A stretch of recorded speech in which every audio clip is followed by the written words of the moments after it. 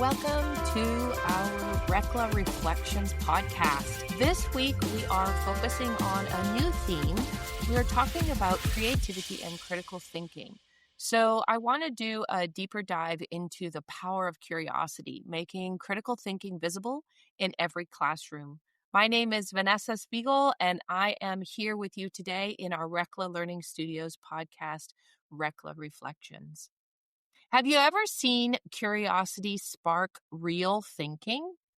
That quiet moment when students aren't just trying to remember, but they're wondering, right? I remember a lesson where a student asked, "Do trees sleep at night?" It stopped the whole class. Suddenly, everyone leaned in. Some laughed, others guessed, and a few actually started debating, yes or no. That question changed the lesson. It wasn't on my plan, but it was the moment real learning began. It created curiosity. In today's episode, we're exploring the power of curiosity, how it fuels creativity, deepens critical thinking, and how you can make that thinking visible in your own classroom. So, curiosity as the foundation for thinking. In Finnish education, curiosity isn't considered a distraction. It's a direction. It's an actual main part of the program or the class or the lesson. In the Finnish National Core Curriculum 2016, actually, it names curiosity, inquiry, and reflection as key pathways to critical thinking. Teachers are encouraged to let questions guide the day, not interrupt it. And research backs it up. The OECD of 2019 Learning Compass shows that curiosity improves motivation and cognitive flexibility.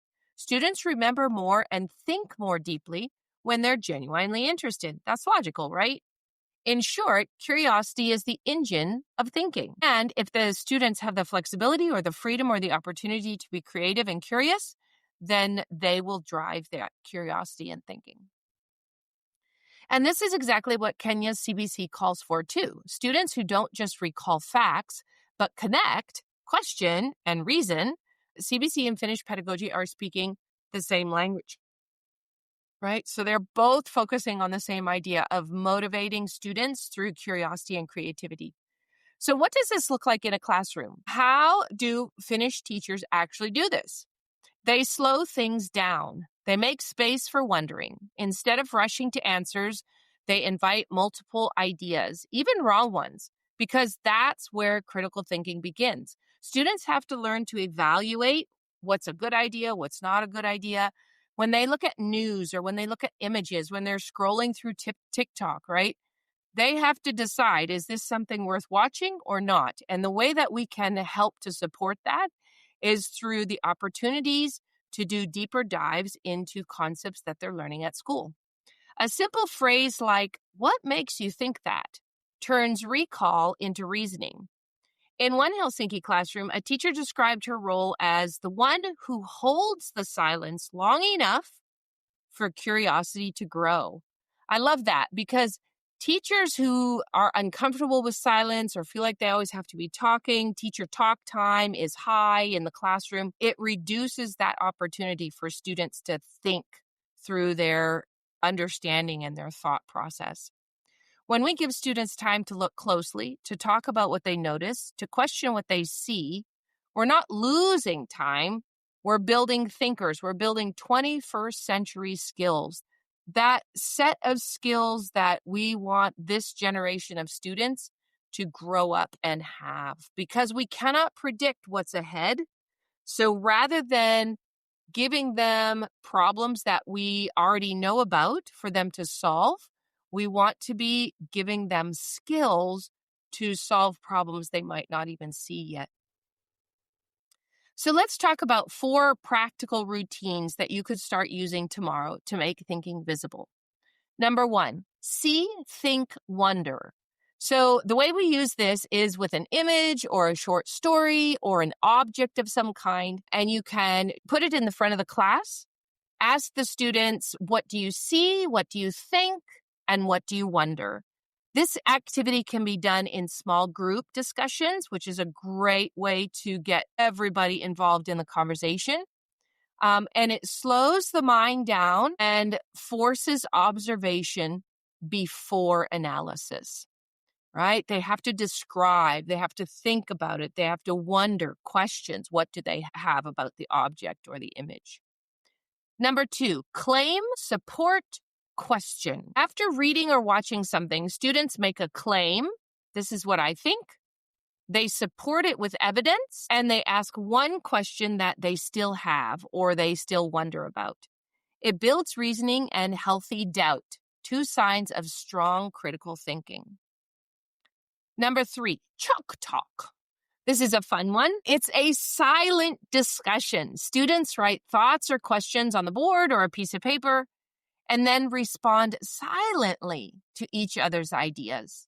It's calm, focused, and reveals what every student is thinking, even the quiet ones. So this is a great way to get discussions going in larger classes. I know a lot of our friends in Kenya have very large classes. Even in China, they have quite a few students in their class. So this is a great way to get those discussions started and have everybody involved. All right, number 4, think, pair, share. This one you've probably heard of, think, pair, share, but we're going to add to it the component reflection. So after a question, have students think alone, ponder a little bit, give them a couple minutes, then do a partner talk, so one-on-one with a peer, and then share one new idea they've gained from that conversation. And then to add a quick reflection, how did my thinking change, right? So they have to now observe, reflect inwardly. What did they think before the conversation? They had the conversation. What did they think after? These routines come straight from Visible Thinking Research, Project Zero, Harvard University, and are used widely in Finnish and international classrooms. And the best part, you don't need fancy materials, just time, intention, and trust. So, why does this work so well? Because curiosity engages emotion, and emotion drives memory. Think about it. How many memories do you have that are connected to a feeling or a smell, right? So this is what we're trying to engage in the students' minds. Neuroscientist Mary Helen Immordino-Yang found that students learn more deeply when they're emotionally connected to what they're learning.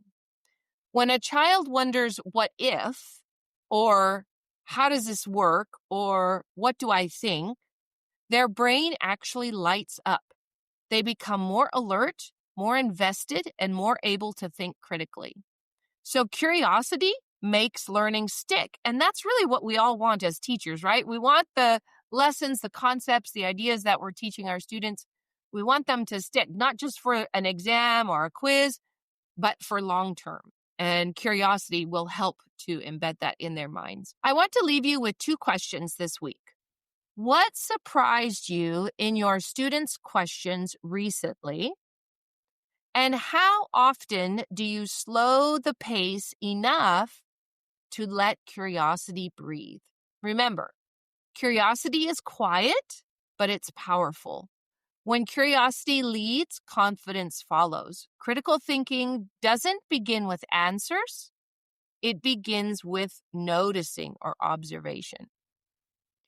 If you'd like to bring more visible thinking into your lessons, check out our Creative Thinking Stations bundle. It's full of ready-to-use classroom routines and low-resource ideas that help students explore, reflect, and create. The same curiosity-driven approach that Finnish teachers use daily. You can find the link in the notes or on our Rekla Learning Studios page. Thank you for joining me today. Until next time, may your classroom be a space where curiosity leads and confidence grows.